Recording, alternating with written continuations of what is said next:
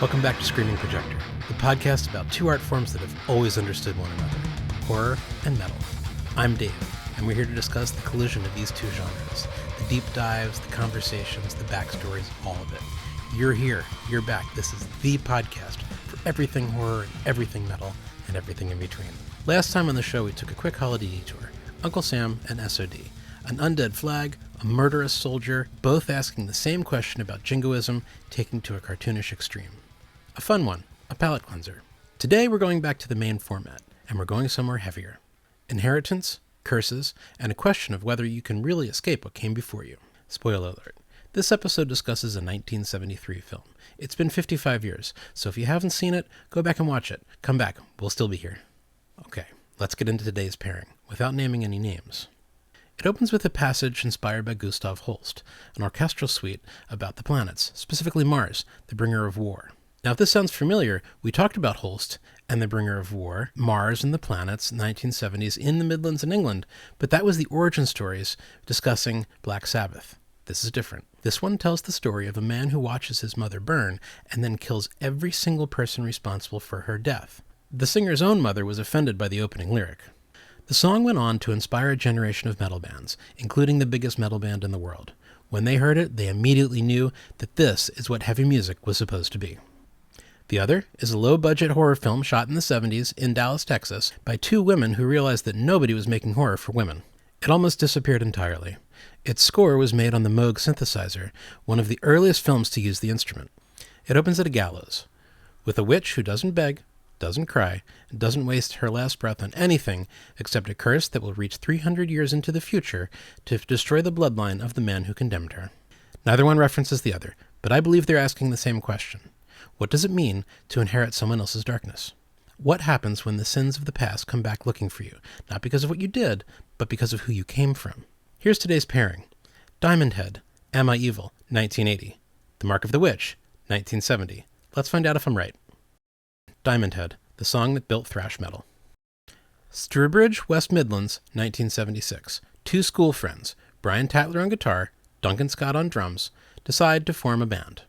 They pick up a singer named Sean Harris, and eventually a bass player named Colin Kimberly, and call themselves Diamondhead, after a Phil Manzanera solo album. They're teenagers. They're from an unremarkable town in the West Midlands, England, and they're about to write one of the most important albums in metal history.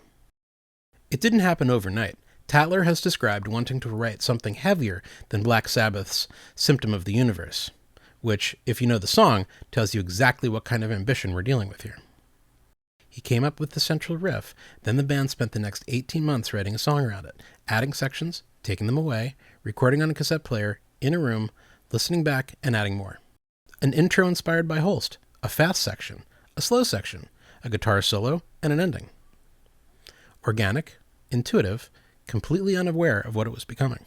The opening of Am I Evil is unlike anything else in metal. The intro, lifted directly from Mars, from Holst's Suite of the Planets, it arrives like a funeral, slow, heavy, ancient. If you listen to episode 1, you know exactly where this piece has been before. If you haven't, please go back and listen to it. Geezer Butler has said he was playing the tritone from Mars on his bass before Black Sabbath even wrote anything, and that listening to that tritone may have found its way into his fingers and recorded the first metal song ever. Holst to Sabbath, Sabbath to Diamondhead. Tatler had reached back into the same well that Iommi had drawn from, possibly without even knowing it. 3 generations of music. One piece of music written in 1914, a chain of inheritance that runs through the entire line of metal. Harris's voice comes in over it, in one of the most arresting lines in heavy metal history. My mother was a witch. She was burned alive. The song tells a story of a man who witnessed his mother being burned alive for being a witch, and then seeks revenge for all 27 people responsible for her death. Standing over their frozen bodies, he asks the question, Am I evil? The answer is yes. Tatler has admitted he still doesn't fully understand what the song is about. Sean Harris has said live that it may be about the music industry draining the life from bands. But the literal narrative is right there in the lyrics, and it's primal. A son, a mother murdered, vengeance, and reckoning. Not evil as a pose or as an aesthetic, but evil is a question that the narrator has to ask once the bloodletting is done. The song was released on Diamondhead's 1980 debut album Lightning to the Nations, recorded in a week, self-released on a tiny label, packaged in a plain white sleeve. No marketing, no major label, no distribution beyond what the band could manage by themselves. By any commercial measure, the album didn't even exist. Then, in 1981, a young Danish kid living in America traveled to England to see the band live. His name was Lars Ulrich. He ended up living with the band for over a month, writing songs with them. Then, he decided to start his own band. He went back to America, and you know what happens next. Metallica covered Am I Evil as a B-side in 1984. Since then, they have played it over 750 times live. At one point, every one of the big four thrash metal bands, Metallica, Anthrax, Megadeth, and Slayer, have played it together on stage. Diamondhead have said that the Metallica royalties are a big reason the band has been able to keep going. Here's the thing about Am I Evil for the episode. The song is not about evil as an outside force. The song is about evil as an inheritance. He didn't choose his mother. She didn't choose her death. He didn't choose the rage that followed. The question of the center of the song Am I Evil is really asking, am I what was done to me? Am I the sum of the things that happened before I was even old enough to understand them? Hold that question, because there's a film from 10 years earlier that has been sitting on it for over 300 years. Mark of the Witch, The Curse That Waited. Dallas, Texas, 1970. Two women named Mary Davis and Martha Peters decided to make a horror film. Their observation was that the horror industry was booming, and not a single horror movie has been made about or by women. So, they wrote the screenplay, produced it themselves, and hired a director. The budget was tiny. Most of the cast never even appeared in another movie. The score was composed on a Moog synthesizer, one of the earliest horror film scores of its kind. The film they made opens with a hanging. A witch named Marjorie is brought to the gallows by a man named McIntyre Stewart, along with two other members of her own coven who turned on her and together caused the death of 10 other witches. With her final words, Marjorie curses Stewart. He and all of his descendants will bear the mark of the witch until she returns to exact her vengeance. That opening is remarkable. Marjorie doesn't weep. She doesn't plead. She stands at the gallows with total composure and uses her last breath to set a timer, 300 years in the future, to a bloodline that has no idea what's coming. Cut to the present day, a college campus. A professor named Max Stewart, a direct descendant of McIntyre Stewart who condemned Marjorie, is teaching a course on superstition. One of his students, Jill, discovers a real book of spells at a charity book drive, performs a ritual without knowing what she's doing, and is immediately possessed by Marjorie's ghost. The witch reveals herself to Jill's professor and boyfriend, bearing a mark on her wrist identical to a mark on Mac's wrist, which marks him as a descendant she's been waiting for.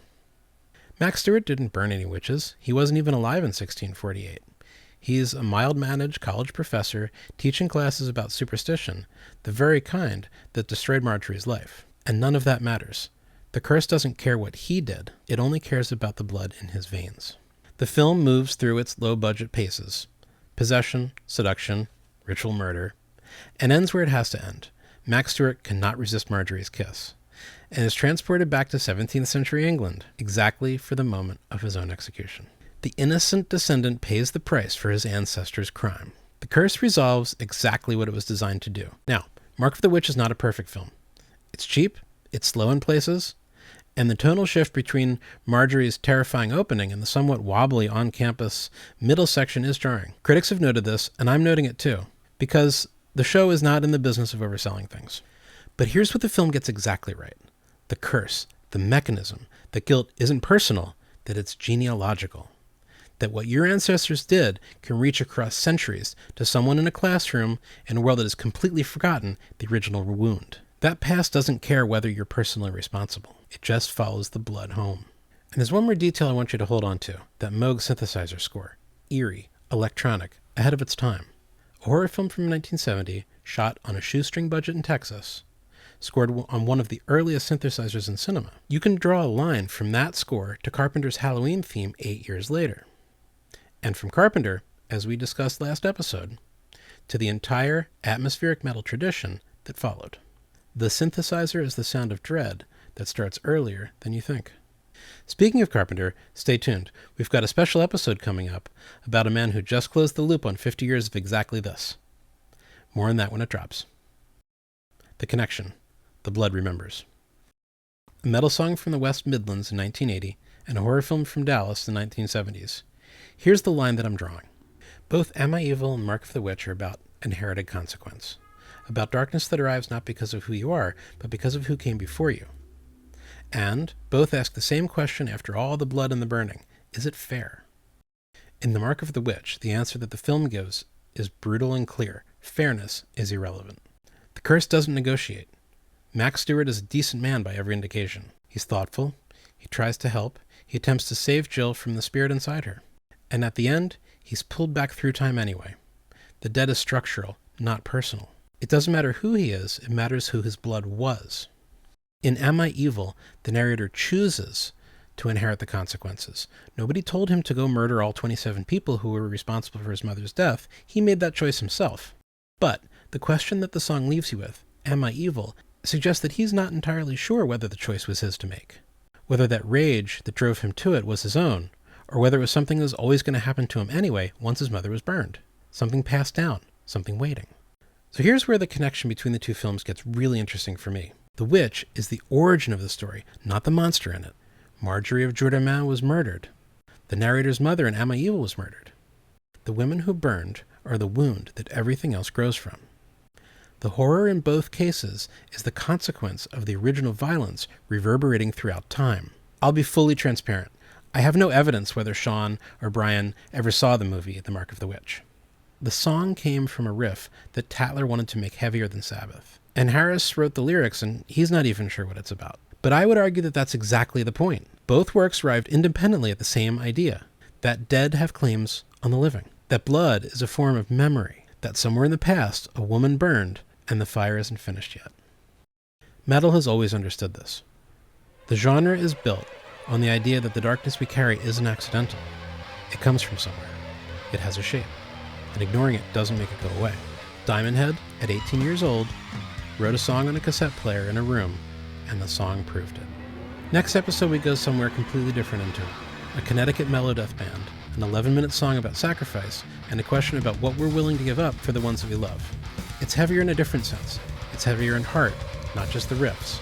It's esoteric, it's kind of hard to get your hands around, but it is much more profound.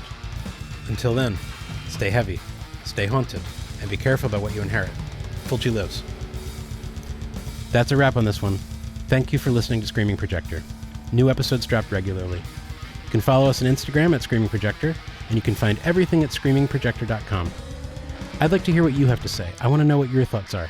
Hit me up at dave@screamingprojector.com. And if you're watching this on YouTube, please hit like and subscribe. It genuinely helps new people find the show. If you'd like to help support what we're building here, we're on Patreon. Every little bit helps.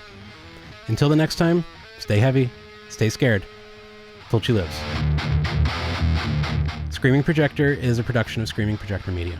Music by D218 and Dave.